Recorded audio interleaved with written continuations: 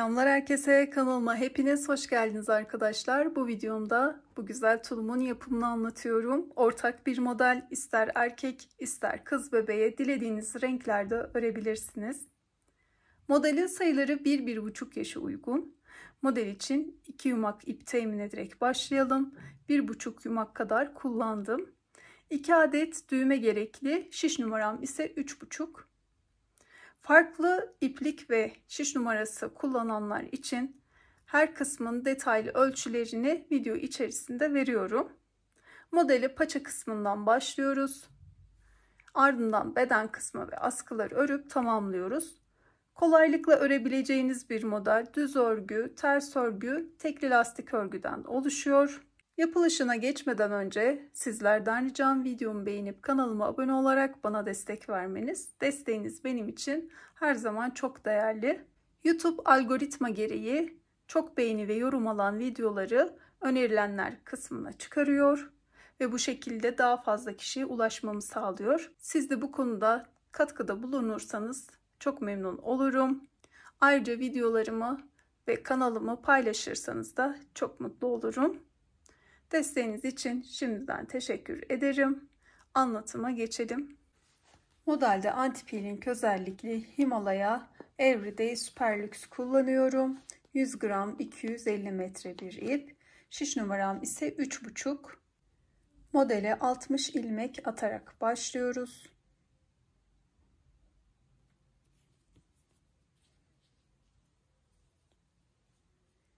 Klasik ilmek atma yöntemini kullanıyorum.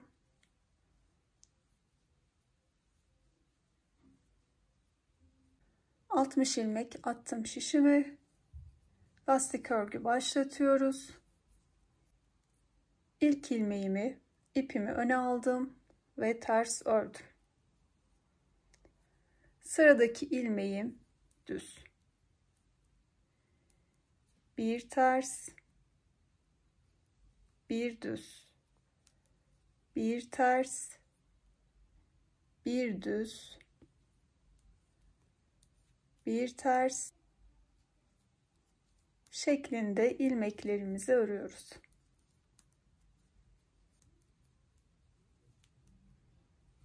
Son olarak kenar ilmeğini ördüm ve diğer sıraya geçtim. Baştaki ilmeğimizi her zaman örmeden alıyoruz. Sıradaki ilmeğim gördüğünüz gibi düz. Düz ilmeğimi düz ördüm. Ters ilmeğim. Ters ilmeğimi de ters örüyorum. Düzü düz, tersi ters örerek tekli lastik örgümüzü oluşturuyoruz. Her sırada bu şekilde örülüyor. Düz ilmekler düz, ters ilmekler ters.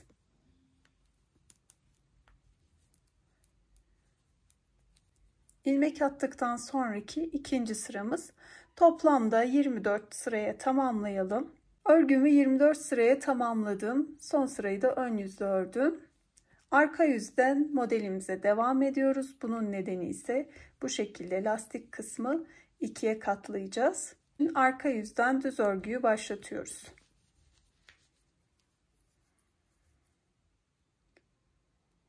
Yine baştaki ilmeğimi örmeden alıyorum.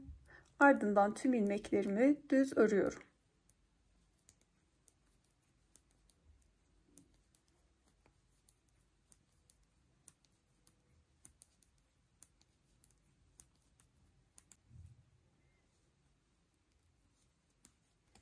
Sırayı tamamladım. Arka yüze geçtim. Yine ilk ilmeğimi örmeden alıyorum. Arka yüzde de tüm ilmeklerimiz ters örgü.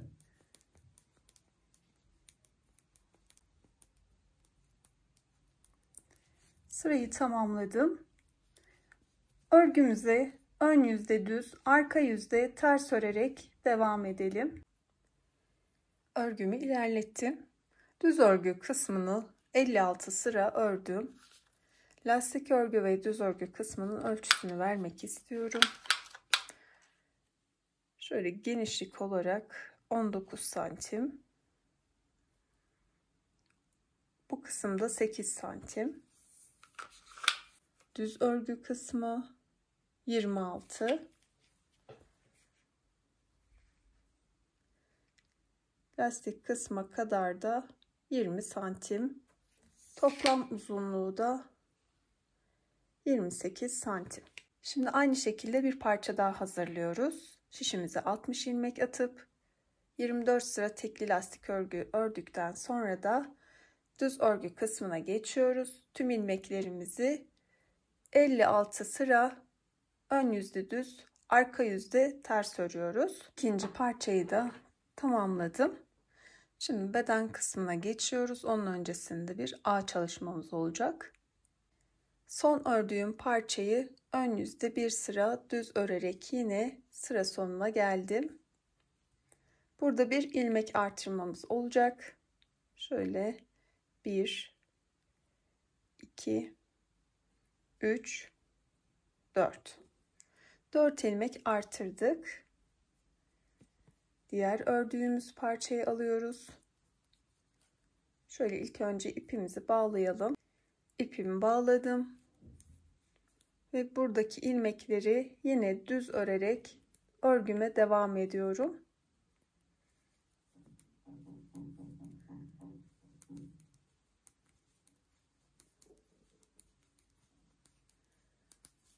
Bu sırayı tamamlayalım.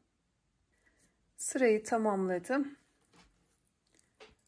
Şöyle yedek şişimi diğer tarafa alayım. Şimdi bu kısımda da artırmamız olacak. Yine 4 ilmek artırıyorum.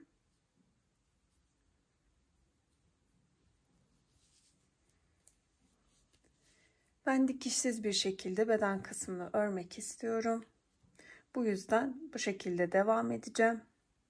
Şöyle örgümü ikiye katlıyorum. Tam orta kısımdan şöyle şişimi çektim. Bu kısımdan devam ediyorum.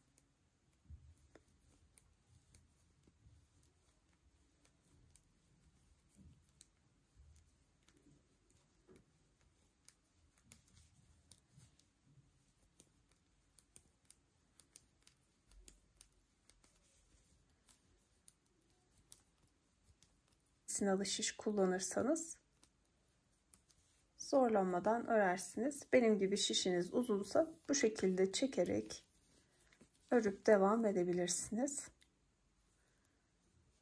Bu kısımda yalnız geçişi benim gibi yapıyorsanız buradaki ilmeği sıkı tutun. Aralarda bir gevşeklik olmasın örgünün devamında. A kısmına gelelim. Artırmış olduğum ilmeklere geldim. Şöyle çapraz bir şekilde şişimi geçirdim. Düz ördüm. Sıradaki ilmeğe de yine aynı şekilde çapraz şişimi geçiriyorum ve örüyorum.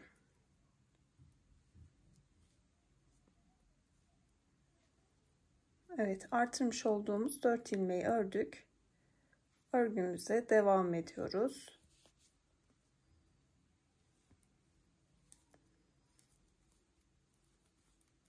Diğer alt kısmına geldim. Yine buradaki ilmekleri de aynı şekilde örüyorum. Şöyle çapraz geçiriyorum.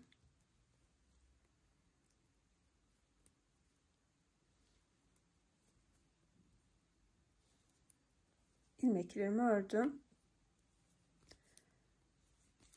Örgüme devam ediyorum bu şekilde.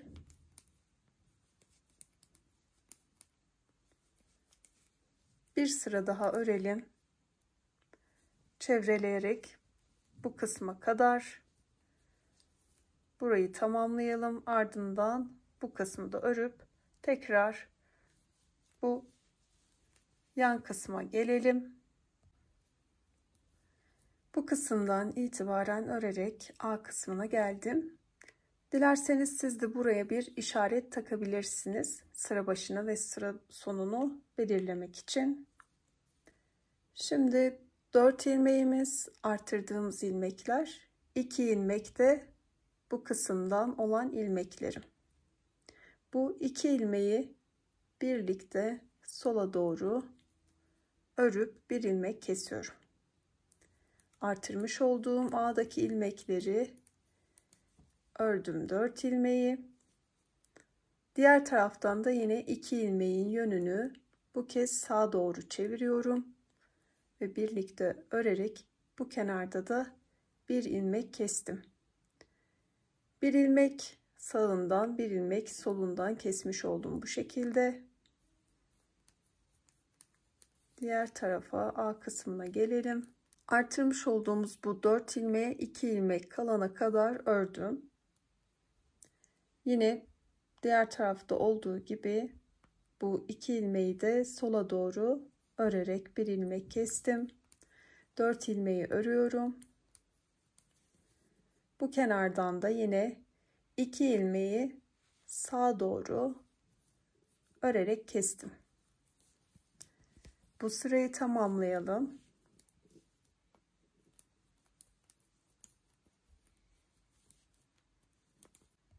Sırayı tamamladım. Ben de şimdi bu kısma bir işaret taktım bu şekilde. Şimdi buradan itibaren toplamda bir 2 sıra örelim. 2 sırayı tamamladım. Son olarak bu kısımdan yine örerek A kısmına geldim. 4 ilmeğe 2 ilmek kala şöyle ilmeklerin yönünü sola çevirdim ve birlikte örerek kestim. 4 ilmeği örüyorum. Buradaki 2 ilmeği de sağa doğru birlikte örerek kesiyorum. Diğer A kısmına gelelim. 4 ilmeği 2 ilmek kala geldim. Yine 2 ilmeğin yönünü sola çevirdim. Birlikte örerek kestim. 4 ilmeği örüyorum. 2 ilmeği de yine birlikte sağa doğru örerek kestim. Bu kısım bu şekilde tamamlanmış oldu. Sıramı tamamlıyorum. Örgümüzün devamında artık bir işlemimiz yok. Bu kısımda tamamlandı. Sadece ilmeklerimizi örerek beden kısmını oluşturalım. Örgümün beden kısmını ilerlettim. Son kesme sırasından sonra 50 sıra ördüm. Şöyle A kısmından itibaren ölçüsüne de bakalım. 26 santim kadar örmüşüm. Düz örgü kısmı tamamlandı. Lastik örgüye geçiyoruz. İşaretimi aktarıyorum. Tekli lastik örgüme başlıyorum. İlk ilmeğimi düz ördüm. Şöyle sıradaki ilmeğim ters. Yine bir düz, bir ters şeklinde ilmeklerimizi örüp tekli lastik örgünün kurulumunu yapıyoruz.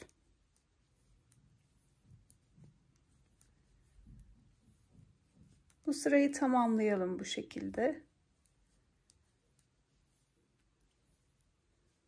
Sıra sonuna geldim. Son olarak ters örüyorum. Düz ile başlamıştım. İlmeklerimiz de tam denk geliyor. Yine aynı şekilde düz ilmeğimizi düz, sıradaki ilmeğim ters, ters örüyorum. Düzü düz, tersi ters örerek lastik örgümüzü de ilerletelim. Sonrasında bir ilik çalışmamız olacak. Lastik örgümü 18 sıra ördüm. Bu öreceğimiz sırada ilik çalışmamızı yapacağız. Şöyle işaretimi aktardım. İşaretimden itibaren 14 ilmeği yine lastik örgü yaparak örüyorum. 14 ilmek ördüm. İliğimizi açıyoruz. Bir doladım. Şöyle ilmek yönünü çevirdim. Bir sonraki ilmeğim ters gördüğünüz gibi. Bunun için ipimi öne aldım ve 2 ilmeği birlikte ters örerek kestim. 28 ilmek örüyorum.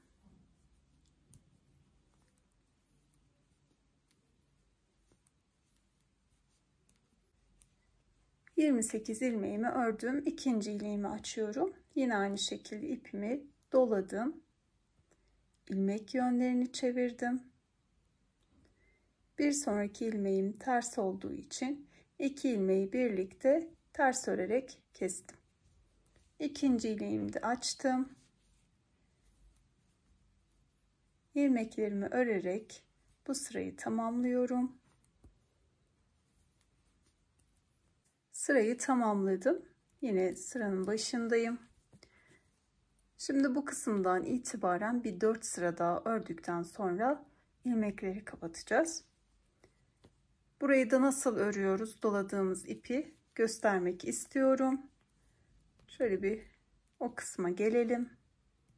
İlik kısmına geldim. Son olarak ters ilmeğimi ördüm. Bu düz doladığımız ilmek. Düz ördüm. Ters ilmeğim. Bunu da ters ördüm. Artık bir farklılık veya burada değişiklik yok. Aynı şekilde devam ediyoruz. Diğer tarafı da yine doladığımız bu ilmeği düz, yanındaki ilmek de ters zaten. Bu şekilde örerek yine bir 4 sırayı tamamlayalım. İlik çalışmasından sonra 4 sıra ördüm. Öreceğimiz bu sırada bu kısmın ilmeklerini kapatacağız. Arka kısımda da askıların ilmek ayarlamasını yapacağız. İlk ilmeğim düz. Bunu düz örüyorum. Sıradaki ilmeğim ters. Ters ördüm. Bir önceki ilmeği üzerinden bu şekilde atlatarak kapattım. Düz ilmeği düz örerek kesiyoruz. Bu şekilde kapatıyoruz. Ters ilmeği de ters örerek.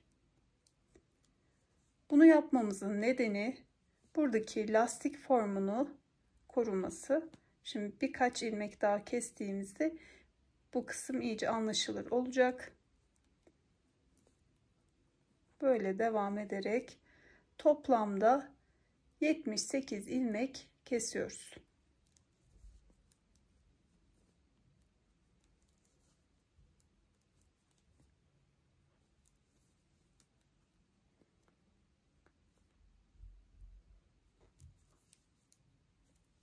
...78 ilmeği kapattım. Bakın formu bu şekilde görünüyor. Güzel bir teknik. Şimdi 24 ilmeği askı için öreceğiz. Bunları örerek ayırıyoruz.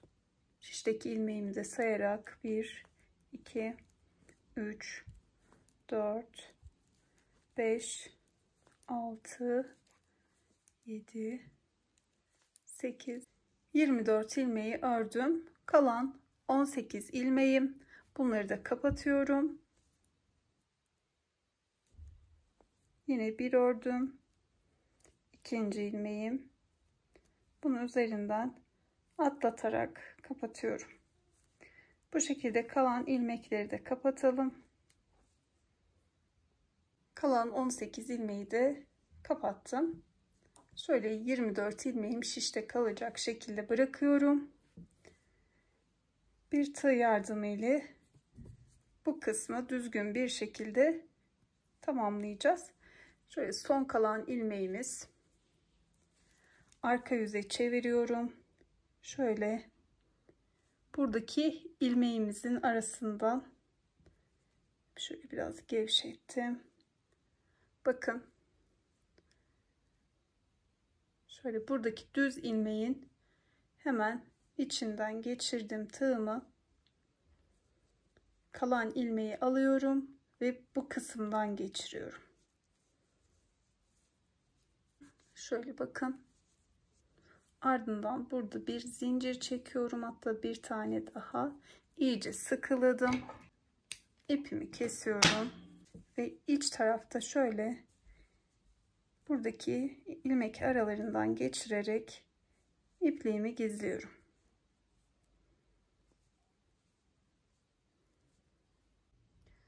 Yine bu kısımdan ipimi bağladım.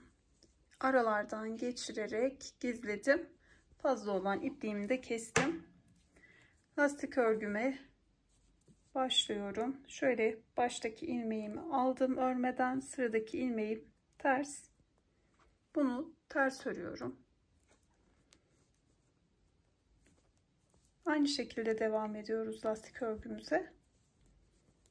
Tek farkı bunu ön yüz arka yüz şeklinde örüyoruz. Bu kısmı döne döne örmüştük dikişsiz olması için.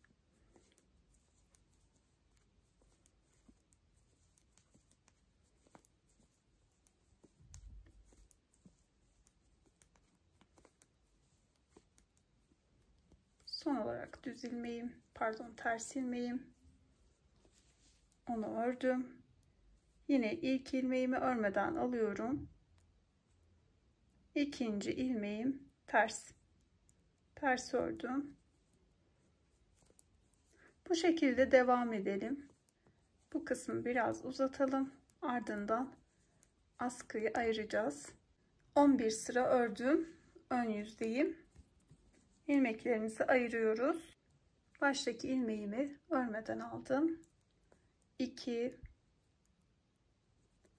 3 4 5 6 7 8 9 10 11 12 12 ilmeği ördüm. 12 ilmek şişimde kalıyor. Örgümü çeviriyorum. Artık sadece bu 12 ilmeği örerek askımızı uzatalım.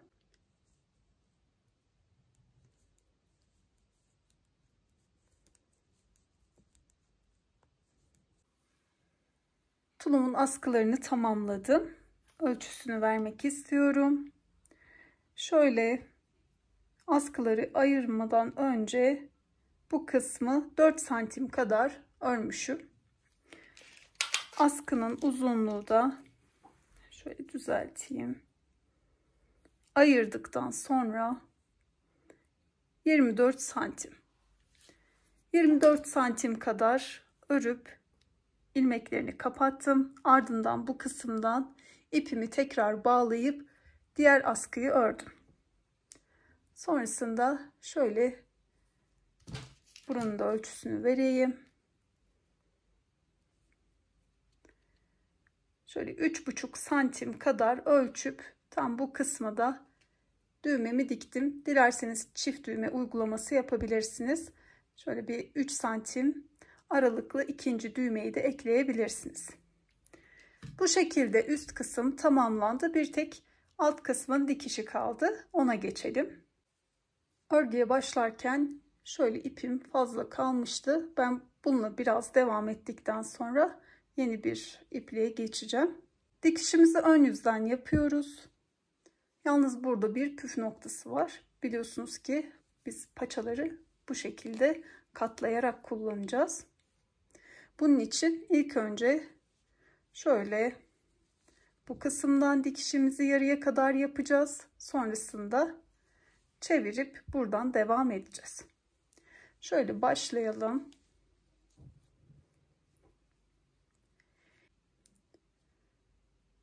Şöyle arka yüzden ön yüze geçiyorum. Diğer köşeye şöyle geçtim. Arkada bir ipimi düğümlüyorum. Şöyle düğüm yaptım. Yine buradan veya bu kısımdan da olur. Buradan ön yüze geçtim. Ardından karşılıklı şöyle ilmek arasından iğnemi geçiriyorum. Yine buradan da aynı şekilde dikişimi yapıyorum.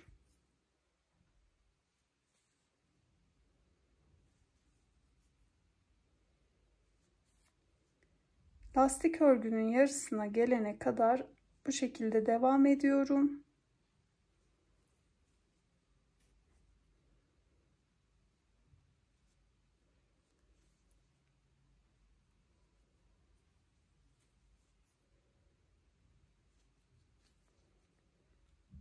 Dikişim ilerledikçe de ipimi hafifçe çekip bu kısmı düzeltiyorum. Şöyle bakın, düzgün bir görüntü elde ettik. Neredeyse yarıya kadar da gelmişim. şöyle karşılıklı bir kez daha alıyorum ve çevirdim. Burayı tamamladım. Bakın, ön yüzde bu şekilde görünecek. Burada bir ipimi sabitleme yaptım ve şimdi devam ediyorum. Aynı işlemle karşılıklı ilmeklerin içinden geçerek dikişimi yapıyorum.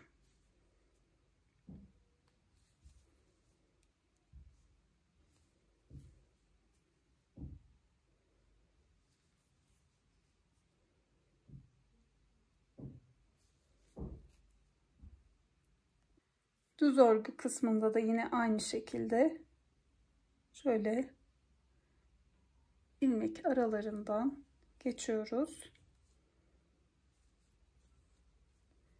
Dikişimize aynı şekilde devam edelim. Lastik örgünün yarısına geldiğimizde buradaki işlemin aynısını bu kısma da uyguluyor olacağız. Dikişin sonuna geldim. Lastik kısmı yarıya kadar diktim. Şimdi buradan şöyle çeviriyorum. Buradan da ön yüze geçtim. Diğer tarafta olduğu gibi dikişime devam ediyorum.